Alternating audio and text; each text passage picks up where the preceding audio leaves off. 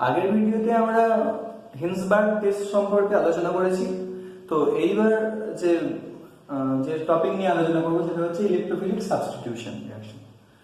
তো এক্ষেত্রে আমরা বলতে পারি যে ইলেকট্রোফিলিক সাবস্টিটিউশন রিঅ্যাকশন করে কিন্তু অ্যারোমেটিক কম্পাউন্ড। তাই এক্ষেত্রে আমি অ্যারোমেটিক অ্যামিন নেব। তো সেক্ষেত্রে আমি সিম্পলেস্ট অ্যারোমেটিক অ্যামিন হিসেবে কি নিতে পারি, সেটা হচ্ছে অ্যানিলিন।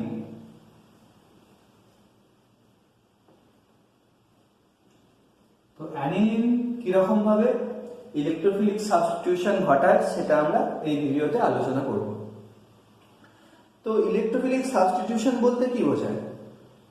সাবস্টিটিউশন মানে কি, কোনো একটা অ্যাটম বা গ্রুপকে রিপ্লেস করে অন্য একটা অ্যাটম বা গ্রুপ ঢুকবে।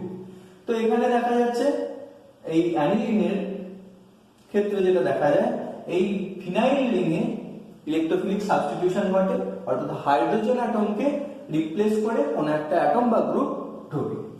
তো অ্যানিলিনের ক্ষেত্রে আমরা যে পজিশনগুলো দেখতে পাচ্ছি রিংয়ে, এই একটা পজিশন, এই পজিশন, এই পজিশন, এই পজিশন, এই টোটাল 6টা পজিশন আছে। তো এই যে পজিশনটা এটা হচ্ছে ইপসো পজিশন, অর্থাৎ 1 নম্বর পজিশন হচ্ছে ইপসো পজিশন, 2 এবং 2, 3, 4, 5, 6, 2 নম্বর এবং 6 নম্বর পজিশন হচ্ছে অর্থো পজিশন, 3 নম্বর ও 5 নম্বর পজিশন হচ্ছে মেটা পজিশন,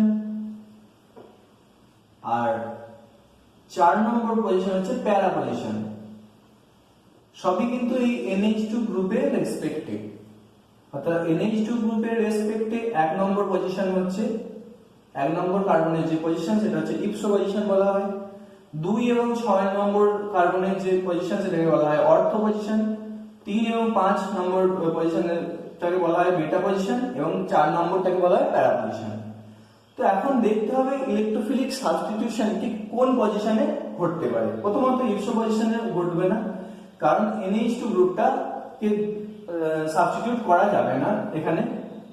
তো এখানে অর্থো, মেটা এবং প্যারা এই 3 রকমের পজিশনের মধ্যে কিন্তু ঢুকতে পারে ইলেকট্রোফাইল।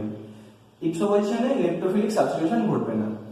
তো এখানে যেটা হয়, যদি আমরা দেখি অ্যানিলিনের যদি আমরা রেজোনেটিং স্ট্রাকচার দেখি তাহলে দেখবো এরকম ডিলোকালাইজেশন, এটা অর্থো পজিশনে শিফট হয়, তারপরে যেটা তৈরি হয়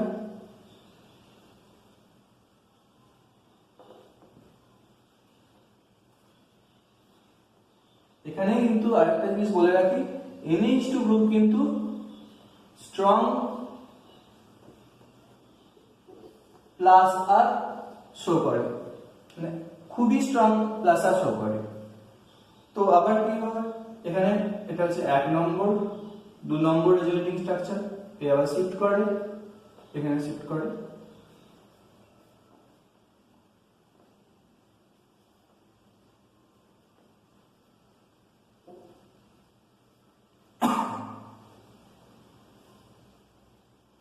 তিন নম্বর,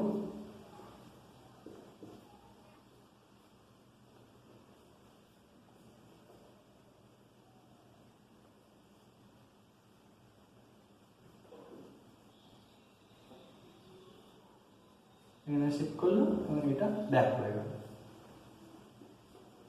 তারপরে যেটা হলো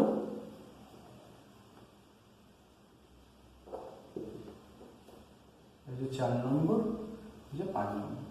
তাহলে 5টা রেজোনেটিং স্ট্রাকচার পাই, যার মধ্যে 1 এবং 5 হচ্ছে কেকুলে স্ট্রাকচার। এবং এই যে বাকি যে 3টে আছে, 3টে রেজোনেটিং স্ট্রাকচার আছে, রেজোনেন্স হাইব্রিডে, অর্থাৎ রেজোনেন্স হাইব্রিড যদি আমরা আঁকি তাহলে দেখতে পাবো এই ধরনের রেজোনেন্স হাইব্রিডটা আমরা পাই। তো রেজোনেন্স হাইব্রিড যদি আঁকি দেখতে পাবো প্রত্যেকটা স্ট্রাকচারের কিন্তু কন্ট্রিবিউশন এখানে আছে, অর্থাৎ এখানে দেখতে পাবো এই যে 2, 3 এবং 4 নম্বর যে স্ট্রাকচার, এখানে অর্থো, এই একটা অর্থো পজিশন, মানে এইটা হচ্ছে 6 নম্বর পজিশন, এটা হচ্ছে 4 নম্বর পজিশন এবং এটা হচ্ছে 2 নম্বর পজিশন, অর্থাৎ দুটো অর্থ পজিশনে এবং প্যারা পজিশনে ইলেকট্রন ডেন্সিটিটা সবসময় মানে ম্যাক্সিমাম থাকছে। তাহলে যে ইলেকট্রোফিলিক সাবস্টিটিউশন সেটা কিন্তু অর্থ এবং প্যারা পজিশনে ঘটবে। ইলেকট্রোফাইল মানে আগেই বলেছি যে ইলেকট্রোফাইল মানে হচ্ছে ইলেকট্রন লাভিং স্পিসিস, অর্থাৎ তারা ইলেকট্রন পেতে চায়। অর্থাৎ এই পজিশন অর্থাৎ দুটো অর্থ পজিশন এবং একটা প্যারা পজিশনে গেলে দেখতে পাওয়া যাবে যে এরা এই ইলেকট্রোফাইল গুলো মোর ইলেকট্রন ডেন্সিটি অ্যাচিভ করছে, তাই এই পজিশন গুলোয় ঢুকতে চাইবে। তো এবার আমরা কিন্তু দেখব বিভিন্ন রকমের ইলেকট্রোফিলিক সাবস্টিটিউশন রিঅ্যাকশন, যেমন bromination reaction, nitration reaction, sulphonation reaction, Friedel Crafts alkylation and acylation reaction. তো এবার যে ইলেকট্রোফিলিক সাবস্টিটিউশন রিঅ্যাকশনের কথা নিয়ে আলোচনা করব সেটা হচ্ছে ব্রোমিনেশন রিঅ্যাকশন, যেখানে ইলেকট্রোফাইল হিসেবে Br+ বা ব্রোমোনিয়াম আয়ন কিন্তু এখানে কাজ করে। তো প্রথমত যদি আমি দেখি অ্যানিলিন,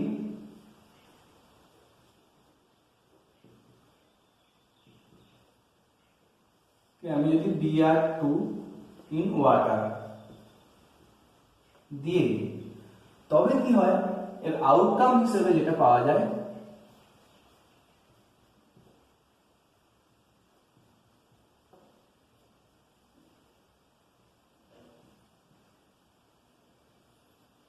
অর্থাৎ ট্রাইব্রোমো অ্যানিলিন পাওয়া যায়। তাহলে এটা হচ্ছে 2,4,6 ট্রাইব্রোমো অ্যানিলিন। কেন এরকম হয়? একটা না ঢুকে একাধিক ঢুকে যাচ্ছে কেন? কারণ বলছে এই যে NH2 গ্রুপটার যে প্লাস আর ভীষণ স্ট্রং, তাহলে স্ট্রং প্লাস আর এফেক্টের জন্য এই NH2 গ্রুপ রিংয়ে কিন্তু ইলেকট্রন ডেন্সিটি খুব বাড়িয়ে দিচ্ছে, অর্থাৎ অর্থ এবং প্যারা পজিশনগুলোতে ইলেকট্রন ডেন্সিটি খুব বেড়ে যাচ্ছে, ফলে এই রিংটা প্রচুর অ্যাক্টিভেটেড হয়ে যাচ্ছে এবং অ্যাক্টিভেটেড হওয়ার জন্য ও মানে যত সম্ভব ব্রোমিনের সঙ্গে রিঅ্যাক্ট করতে চাইবে এবং এই ট্রাইব্রোমো সাবস্টিটিউট মানে 3টে ব্রোমিন সাবস্টিটিউটেড একটা প্রোডাক্ট ট্রাইব্রোমো অ্যানিলিন পাওয়া যাবে।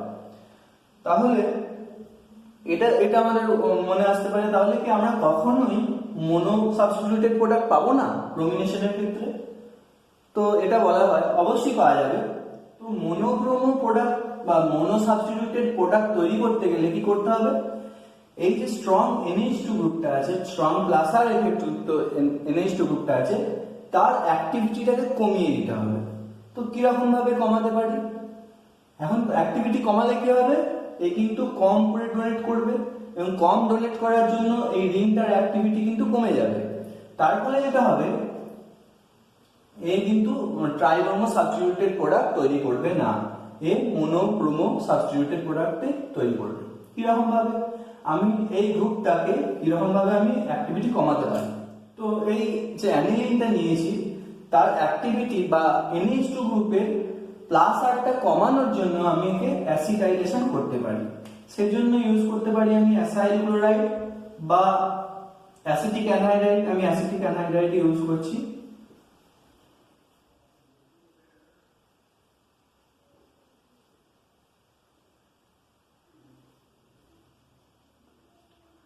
তো কি করছে, এই NH2 গ্রুপ কার্বনিল কার্বনে অ্যাটাক করছে, খুলে যাচ্ছে, আবার যখন ব্যাক করছে এই গ্রুপ কিন্তু বেরিয়ে যাচ্ছে।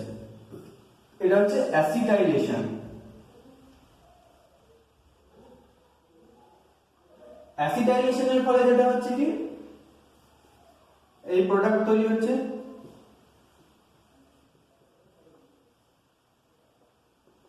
NH C ডবল বন্ডেড ও CH3, যেটার নাম হচ্ছে অ্যাসিটানিলাইড। অর্থাৎ এটা একটা অ্যামাইড, বোঝা যাচ্ছে NH2 গ্রুপ আছে, অ্যাসিটানিলাইড তৈরি করছে। তো অ্যাসিটানিলাইডের তৈরি হওয়ার জন্য কি এমন হলো যে অ্যাক্টিভিটিটা কমে গেল? এখন দেখা যাচ্ছে অ্যানিলিনের ক্ষেত্রে যেটা দেখা যাচ্ছিল, এই যে লোন পেয়ার ইলেকট্রনটা শুধুমাত্র রিংটার সঙ্গে ডিলোকালাইজেশনে যাচ্ছিল, অন্য কোনো গ্রুপ ছিল না। তার ফলে এর যে অ্যাক্টিভিটিটা মানে ইলেকট্রন ডেনসিটিটা রিংয়েই শুধু ইলেকট্রন ডেনসিটিটা বাড়াচ্ছিল NH2 গ্রুপটা। কিন্তু এখন এই NH গ্রুপের সঙ্গে দেখা যাচ্ছে রিং আছে প্লাস এই ইলেকট্রন উইথড্রয়িং CO গ্রুপ আছে। তো কি করছে, এই যে লোন পেয়ার ইলেকট্রন শুধুমাত্র রিংয়ের সঙ্গে ডিলোকালাইজেশন করছে না, এ কিন্তু কিছুটা ডিলোকালাইজেশন হচ্ছে এই কিটো গ্রুপের সাথেও। তার ফলে কি দেখা যাচ্ছে, আগে শুধুমাত্র রিং এর সঙ্গে ডিলোকালাইজেশন যাচ্ছিল, ফলে রিং এর অ্যাক্টিভিটি বাড়াচ্ছিল এবং রিং এর ইলেকট্রন ডেনসিটি বাড়াচ্ছিল। কিন্তু এখানে শুধুমাত্র রিং এর সাথে নয়, প্লাস আবার এই কিটো গ্রুপের সাথেও ডিলোকালাইজেশনে যাচ্ছে। তার মানে আগে যতটা এক্সটেন্টে ও ইলেকট্রন ডেনসিটি রিং এর সাথে শেয়ার করতে পারছিল, ঠিক ততটা এক্সটেন্টে শেয়ার করতে পারছে না এই কেসের ক্ষেত্রে। তার ফলে রিং এর অ্যাক্টিভিটিও কম হচ্ছে। তো এখন যদি আমি Br2 ওয়াটার দিয়ে ট্রিট করি, Br2 in ওয়াটার দিয়ে ট্রিট করি, তাহলে কি হবে না, সিম্পলি এটা হবে যে মোনোসাবস্টিটিউটেড প্রোডাক্ট তৈরি হবে, এবং মোনোসাবস্টিটিউটেড প্রোডাক্ট হিসেবে আমরা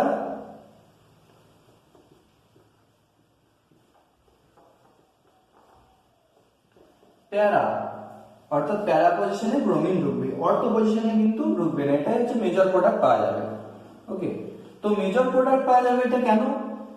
যদি অর্থো পজিশনে ঢুকতো, ব্রোমিন একটা বড় বাল্কি অ্যাটম, এবং এই যে NH3 এই গ্রুপটাও কিন্তু একটা বড় গ্রুপ। তাহলে যদি এই পজিশনে ঢুকতো ব্রোমিন, তাহলে এদের মধ্যে একটা রিপালশন তৈরি হতো, স্টেরিক রিপালশন। তার ফলে যে প্রোডাক্টটা তৈরি হতো সেই প্রোডাক্টটা কিন্তু আনস্টেবল প্রোডাক্ট হয়ে যেত। তো তার ফলে কি হয়, প্যারা ব্রোমো অ্যাসিটাইলাইড তৈরি হলো প্রথমে। তো এটাকে আমি সিম্পলি প্যারা ব্রোমো অ্যানিলিনে, আমাকে তার মানে এই COCH3 গ্রুপটাকে আমি তাড়াবো, এবার বের করে দেবো, দিয়ে H ঢোকাবো। তার জন্য কি সিম্পলি আমি অ্যাসিড বা বেস হাইড্রোলিসিস করলেই কিন্তু এটা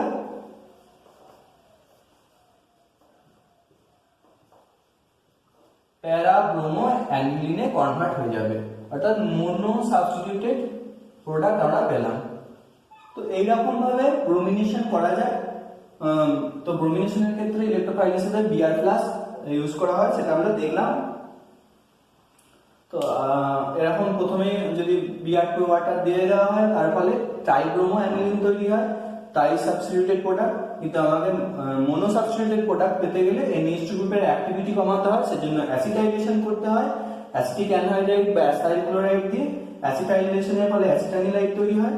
তারপর আমি যদি ব্রোমিন ওয়াটার দিয়ে দিই, তাহলে যেটা হবে, ব্রোমিন কিন্তু ব্রোমিন যে Br+ ঢুকবে প্যারা পজিশনে, অর্থো পজিশনে কিন্তু ঢুকবে না।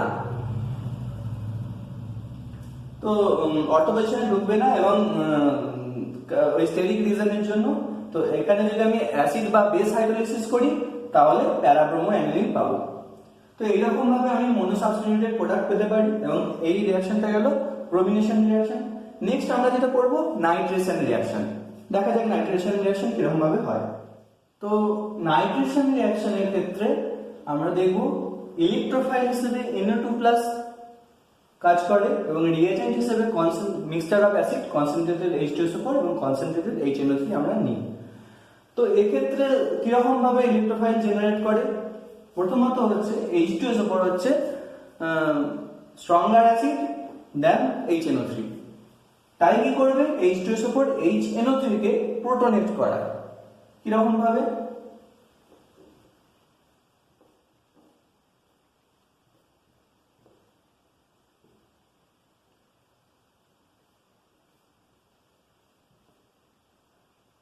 এটা HNO3, এটা H2SO4।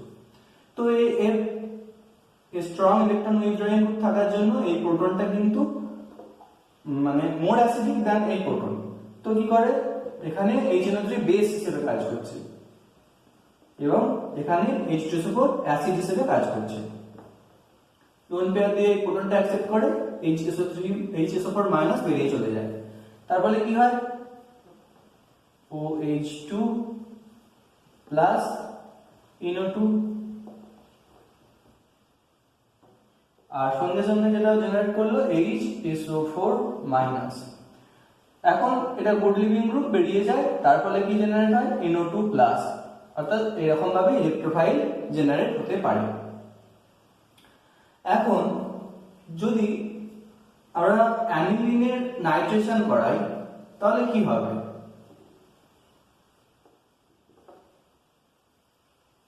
কনসেন্ট্রেটেড NO3 নিয়েছি, সঙ্গে কনসেন্ট্রেটেড H2SO4 নিয়েছি।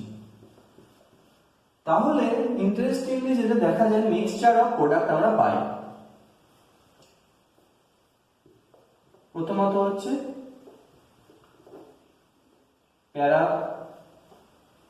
প্যারানাইট্রোঅ্যানিলিন প্লাস অর্থোনাইট্রোঅ্যানিলিন এবং মেটানাইট্রোঅ্যানিলিন।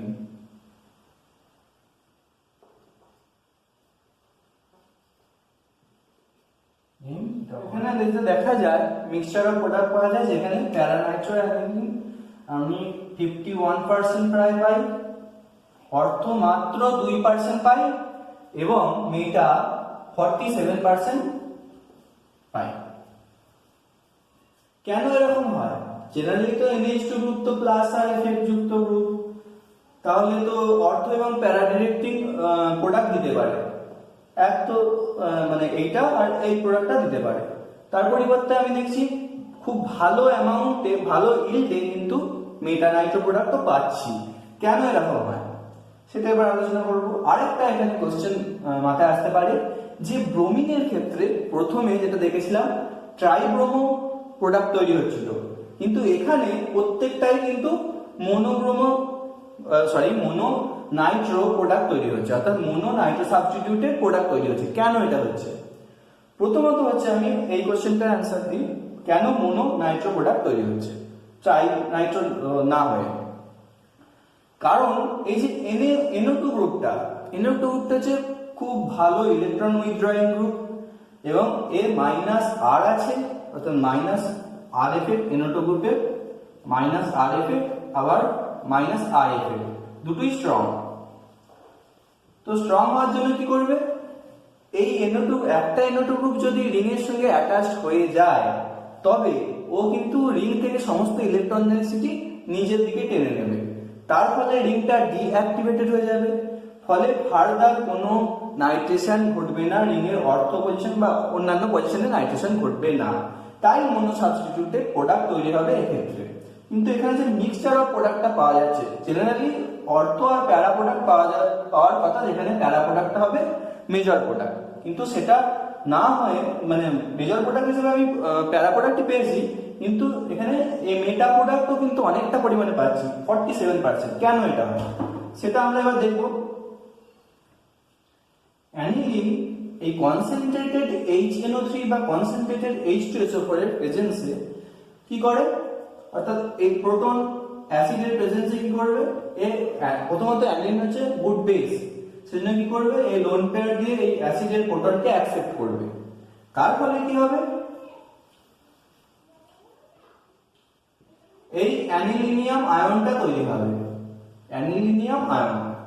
এখানে কিন্তু আর লোন পেয়ারের অ্যাভেলেবিলিটি নাই, তাহলে যদি লোন পেয়ারের অ্যাভেলেবিলিটি না থাকে তবে কি হবে, এখানে কিন্তু ডিলোকালাইজেশনে যাবে না রিং এর সাথে, অর্থাৎ NH2 গ্রুপ যখন প্লাস আর দেখা ছিল এইখানে কিন্তু আর প্লাস আর এফেক্ট শো করবে না, তার পরিবর্তে কি করবে, N প্লাস এ কিন্তু ইলেকট্রন নিতে চাইবে, কোথা থেকে নেবে না, এই রিং থেকে ইলেকট্রন উইথড্র করে নিতে চাইবে, অর্থাৎ এই যে NH3 প্লাস গ্রুপটা আছে, এই NH3 প্লাস গ্রুপটা কিন্তু ইলেকট্রন উইথড্রয়িং, অর্থাৎ এই মাইনাস আর এফেক্ট শো করবে, আবার মাইনাস আই এফেক্টও শো করবে।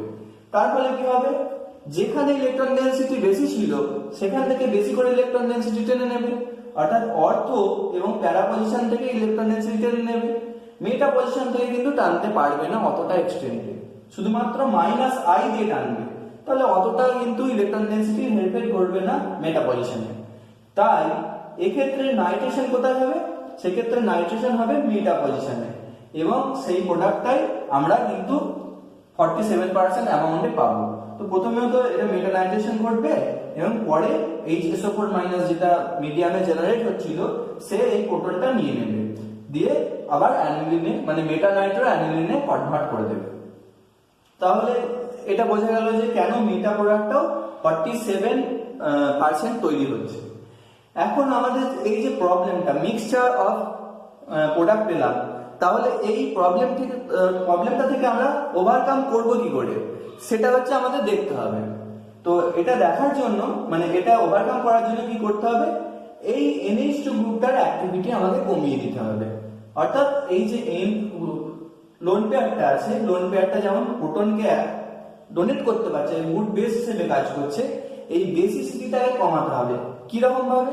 একই রকম ভাবে আগের ক্ষেত্রে যেমন করলাম, অর্থাৎ আগের ক্ষেত্রে যেমন অ্যাসিটাইলেশন করা হয়েছিল, এখানেও অ্যাসিটাইলেশন করব প্রথমে এবং ফার্দার রিঅ্যাকশন করব। তো দেখা যাক কি রকম ভাবে করব। তো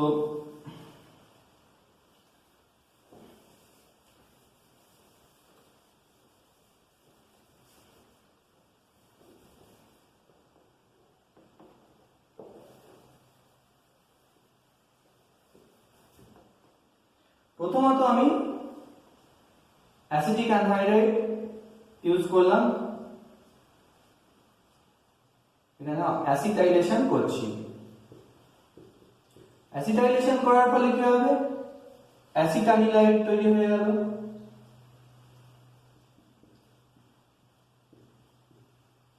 হচ্ছে অ্যাসিটানিলাইড।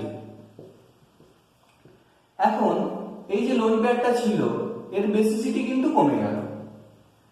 কারণ কি, এই লোন পেয়ারটা ডিলোকালাইজ হচ্ছে, আগের ক্ষেত্রে শুধুমাত্র রিং এর সঙ্গে ডিলোকালাইজেশনে যাচ্ছিল, কিন্তু এখানে রিং এর সঙ্গেও আবার সিও গ্রুপের সঙ্গে, তাহলে লোন পেয়ারের অ্যাভেলেবিলিটিটা আরো কমে গেল।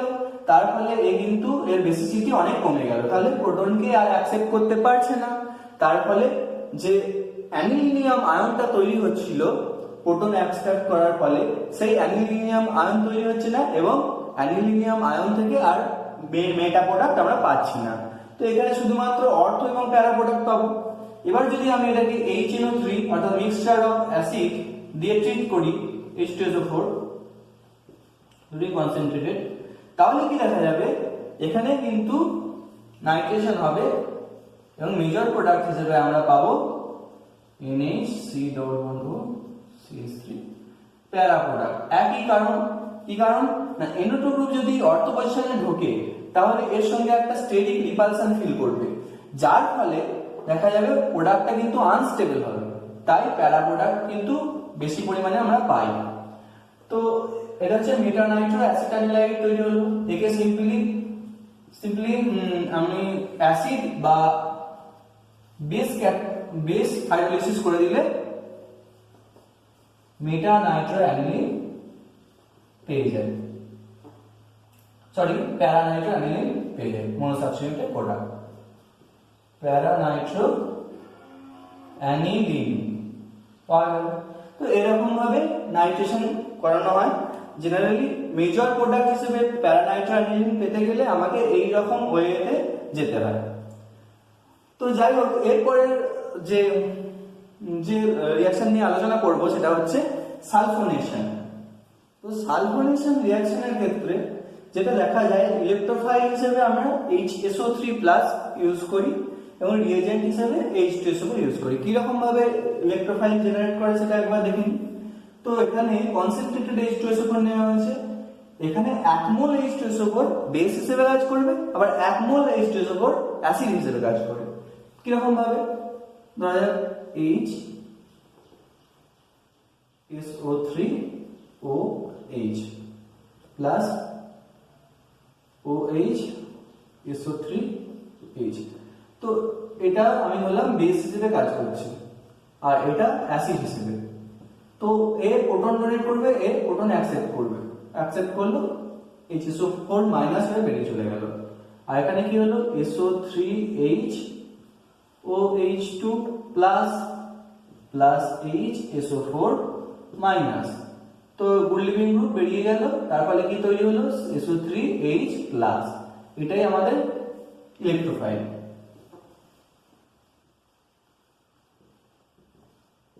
এখন যদি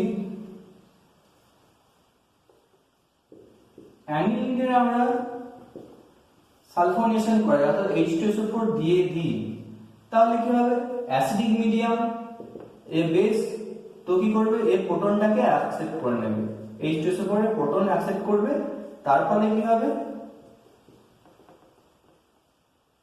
NH3 প্লাস HSO4 মাইনাস। এরকম অ্যানিলিনিয়াম হাইড্রোজেন সালফেট সল্ট তৈরি করবে।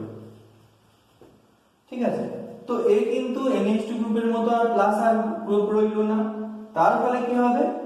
প্লাস আর গ্রুপ রইল না, তার ফলে যেটা পাওয়া যাবে এখানে আমি মেটা সালফোনেশন হয়ে যাবে। এখান থেকে যেমন অর্থ এবং প্যারা সালফোনেশন হচ্ছিল, এখানেও মেটা সালফোনেশন হয়ে যাবে। তো এক্ষেত্রেও কিন্তু আমরা অর্থ, মেটা এবং প্যারা তিনটে প্রোডাক্টই পাবো। তো একই রকম ভাবে এই জিনিসটাকে ওভারকাম করার জন্য আমাকে করতে হবে কি? সিম্পলি এটাকে অ্যাসিটাইলেশন করিয়ে দিতে হবে প্রথমে।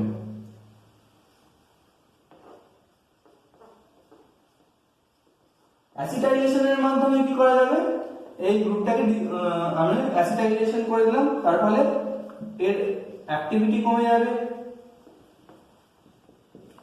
লোন পেয়ারের অ্যাভেলেবিলিটি কমে যাবে, কারণ এই লোন পেয়ারটা দুটো গ্রুপের সঙ্গে ডিলোকালাইজেশন হচ্ছে, তার ফলে লোন পেয়ারের অ্যাভেলেবিলিটি কমে যাবে এবং লোন পেয়ার কিন্তু এই প্রোটনকে আর অ্যাকসেপ্ট করতে পারবে না। তার ফলে যেটা হবে, শুধুমাত্র আমরা অর্থ এবং প্যারা প্রোডাক্টই পাবো। তো আমি এবার যদি সালফোনেশন করি H2SO4 দিয়ে, আর সামান্য লিক দিতে হয়, তো এক্ষেত্রে কি হবে? প্যারা প্রোডাক্টটা কিন্তু মেজর প্রোডাক্ট পাওয়া যায়, NH3 আর SO3H, এই প্যারা প্রোডাক্ট তৈরি হয়। তো এখন এই কেন প্যারা প্রোডাক্ট তৈরি হয়? একই কারণ, এই SO3H গ্রুপ বাল্কি গ্রুপ, এর সঙ্গে একটা স্ট্যাটিক রিপালশন ফিল করে, তার ফলে অর্থ পজিশনে যায় না, তাই প্যারা প্রোডাক্টটা মেজর প্রোডাক্ট তৈরি হয়। এখন এটাকে আমি একই রকম ভাবে অ্যাসিড বা বেস হাইড্রোলাইসিস করে দিলে কিন্তু আমরা সালফানিলিক অ্যাসিড পাই। এটার নাম হচ্ছে সালফানিলিক অ্যাসিড।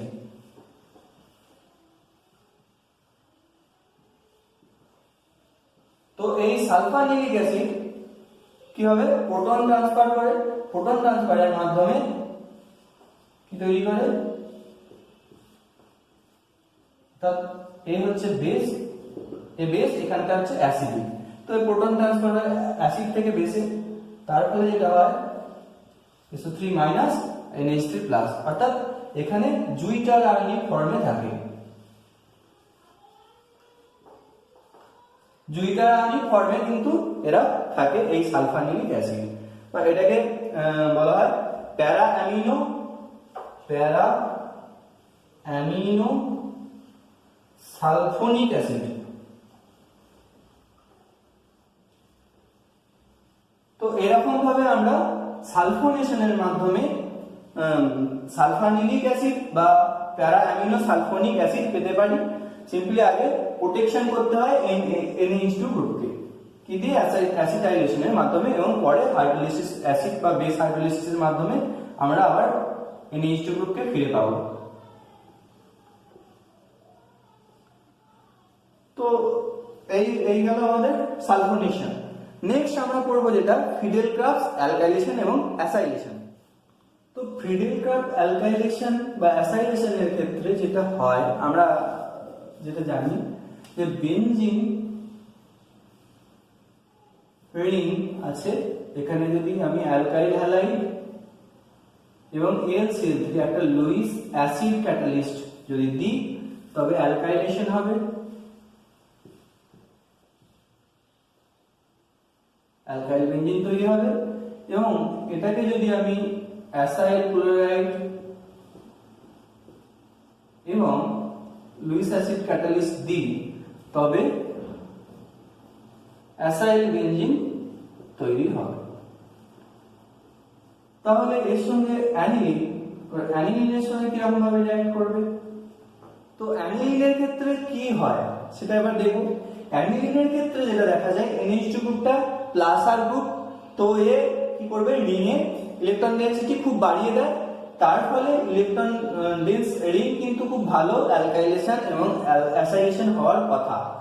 কিন্তু যেটা দেখা যায় অ্যানিলিনের ক্ষেত্রে কিন্তু FC অ্যালকাইলেশন অর্থাৎ ফিডেল-ক্রাফটস অ্যালকাইলেশন এবং অ্যাসাইলেশন হয় না, অর্থাৎ এই দুটো রিঅ্যাকশন CH3Cl AlCl3 এবং CH3 COCl AlCl3 দুটো রিঅ্যাকশনই কিন্তু কোনো মানে রিঅ্যাকশন ঘটবে না। তো কেন এটা ঘটবে না? প্রথমত হচ্ছে অ্যানিলিন হচ্ছে বুট লুইস বেস,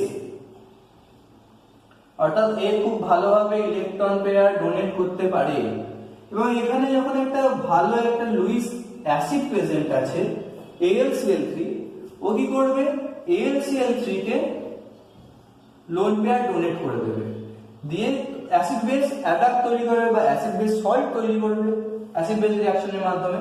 তো এক্ষেত্রে যেটা হবে লুইস অ্যাসিড বেস অ্যাটাক তৈরি করবে।